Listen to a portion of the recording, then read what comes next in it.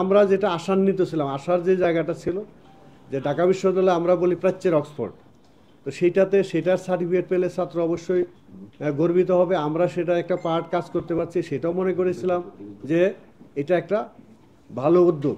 কিন্তু এটা খুব শীঘ্রই আমরা আশাহত হয়েছি, কারণ ওইখানে যে অবস্থাগুলো, এটা তো আপনারা বলছেন, এই অবস্থাগুলো কারো কাছে কাম্য না। কারণ ছাত্রদের বিড়ম্বনা, শিক্ষকদের বিড়ম্বনা, সর্বোপরি ঢাকা বিশ্ববিদ্যালয়ের ছাত্ররা এই জিনিসটা চায় না, শিক্ষকদেরও একটা অংশ এই বিষয়টি চায়নি। তো এটা যেভাবে ঘটে গেছে সেটা হলো কোনো রকম বিচার বিশ্লেষণ না করে, তো এইবারে একটা আশার জায়গা সেটা হলো যে একটা অন্তত কমিটি হয়েছে উচ্চ ক্ষমতা সম্পন্ন, যারা এটা নিয়ে অন্তত চিন্তা করছেন, এর স্টেক হোল্ডার যারা, তাদের সবার সাথে কথা বলার চেষ্টা করছেন। তার ভিত্তিতে তারা যদি একটা তৈরি করেন, সেটা মনে হয় কাঠামো বেটার কিছু আমরা আশা করতে পারি। আর এরপরে আশা হতে হবে কিনা সেটা অবশ্য অদূর ভবিষ্যৎ বলে দিবে।